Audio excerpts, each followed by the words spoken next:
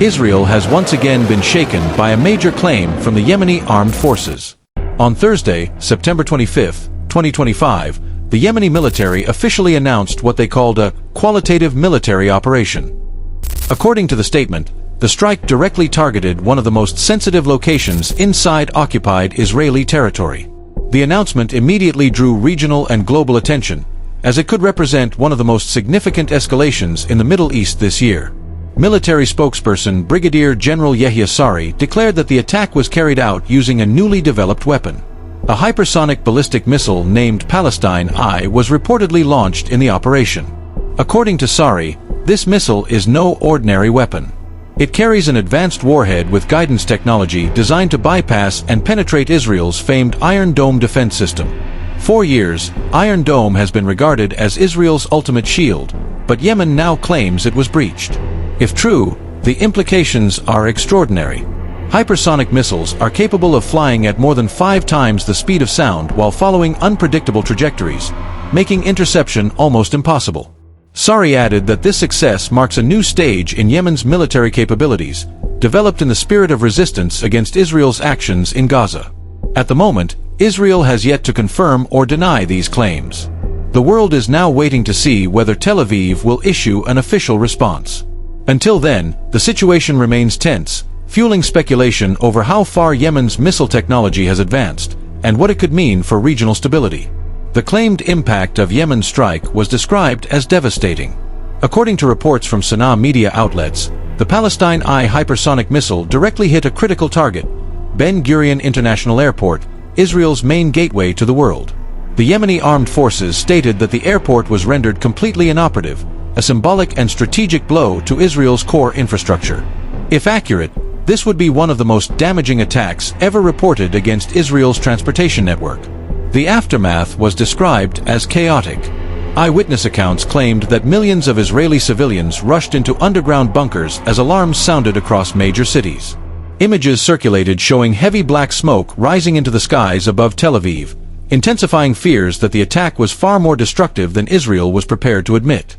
The shutdown of Ben Gurion would not only affect passenger flights but also the movement of vital goods, humanitarian supplies, and diplomatic operations. In its statement, Yemen was clear about its motive. Officials declared that this operation was a direct retaliation for what they called ongoing genocide in Gaza and continuous aggression against Yemen itself. Brigadier General Yehia Sari warned that such strikes would continue with greater intensity until Israel lifts its blockade on Gaza and halts its military operations. According to him, what happened at Ben Gurion was just the beginning. Despite the dramatic claims, the story remains unverified.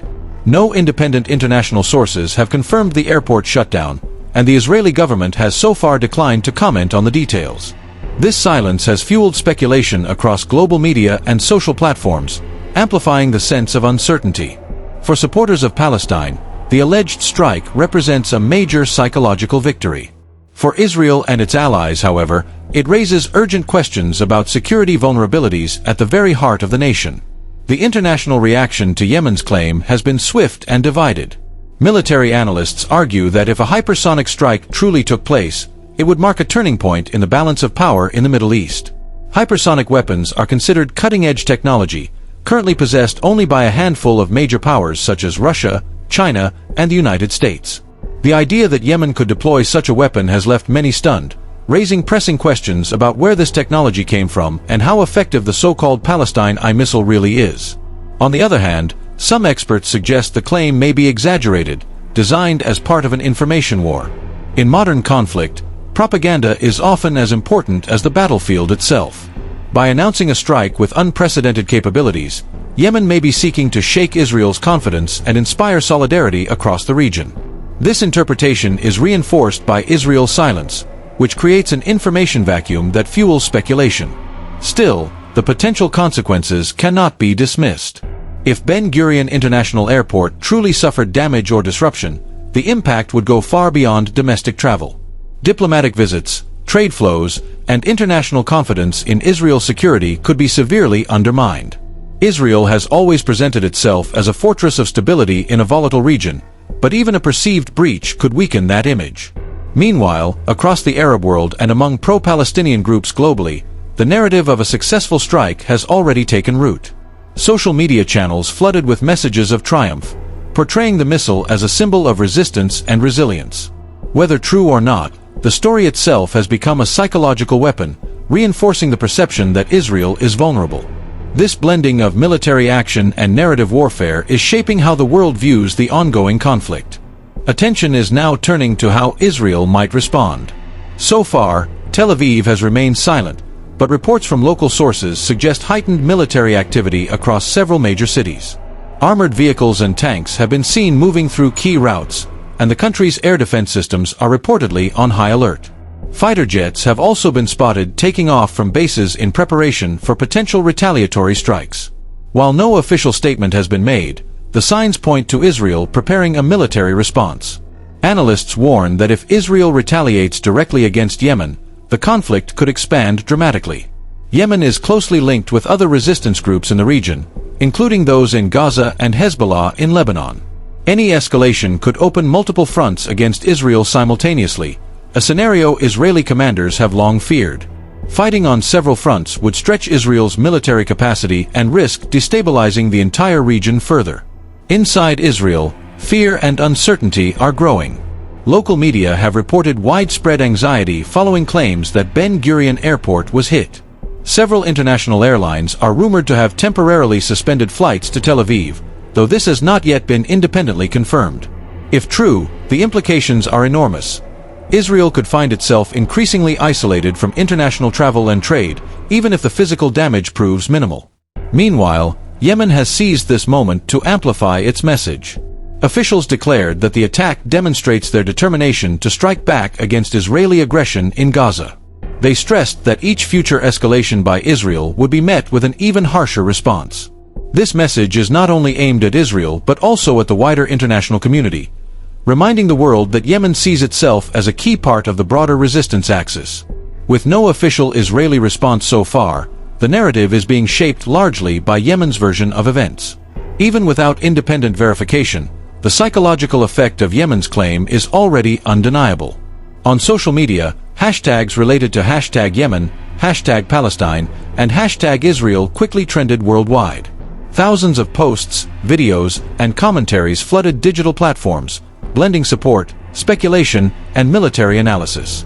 The narrative that a Yemeni hypersonic missile allegedly penetrated the Iron Dome has become a viral talking point, casting doubt on Israel's reputation for impenetrable air defenses. This rapid spread highlights the growing power of information warfare. By presenting Brigadier General Yehia Sari as the face of the announcement, Yemen added credibility and formality to its message. The detailed references to missile names, warheads, and the specific target of Ben Gurion Airport gave the story weight and made it easier for global audiences to believe and share without hesitation.